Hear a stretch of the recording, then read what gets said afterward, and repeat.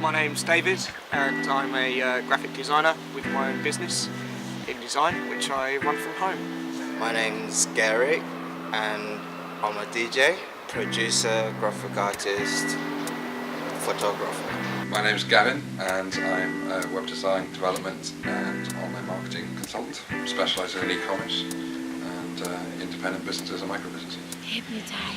Well, my name is Gary Robson and I'm a freelance graphic designer and illustrator. My name's Joe and I'm a lifestyle filmmaker, documenter, events promoter. For me it means a little more freedom.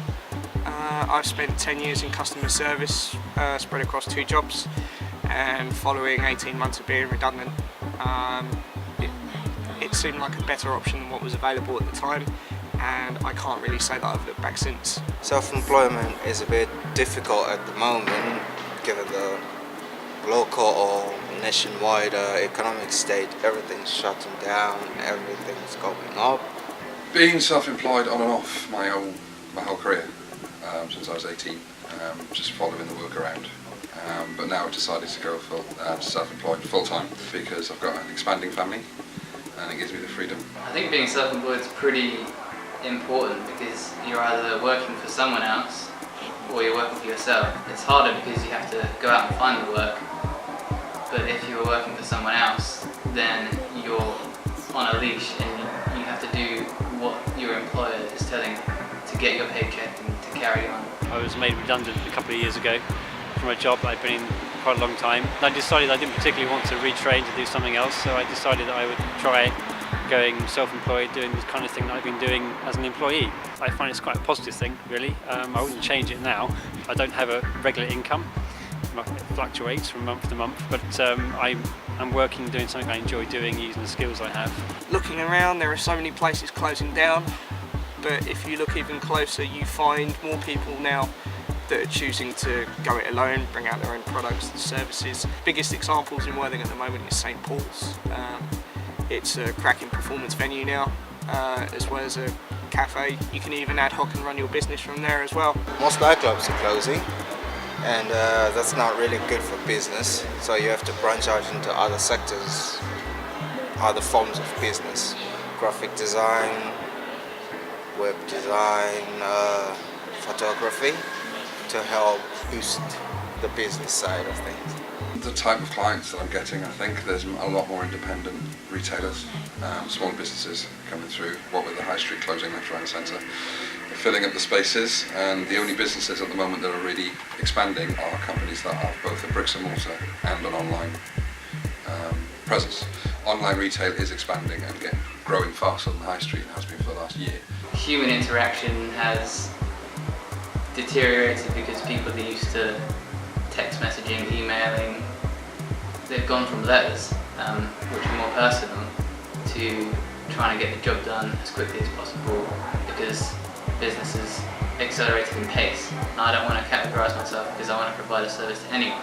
So if I want to do that, if I arrange a meeting with a person, we can start off face to face and then move back online. People are finding other ways to get business done. Yeah, there's a lot of innovative things that people are trying to do themselves rather than relying on other businesses doing it for them. So there's a lot of cooperatives, there's a lot of co-working, there's a lot of networking going on. So people are just, I think, finding other ways to get business and to make work happen. It's so much easier nowadays to offer a new business an opportunity to have the best of everything. And with the people we've got in at the moment, it falls right into play for us when we need that work. So by helping others, we're also helping ourselves and helping each other. We also want to have an interest in the community. I mean, we're based in Worthing. There's so much here that people do not know about, and we want to be the ones that can help bring other community projects, causes, charity groups to the forefront.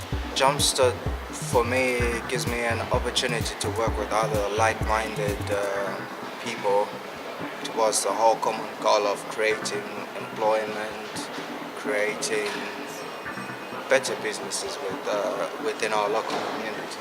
Jumpstart's a cooperative of other self-employed companies and people in just starting out themselves who are trying to give something back a little support other new businesses coming through, making sure that they've got the support and the facilities and services that they need. It forms a collective, but they're still individuals. So like at school, you learn individually and then you have to take a test, and you can't look at anyone's tests.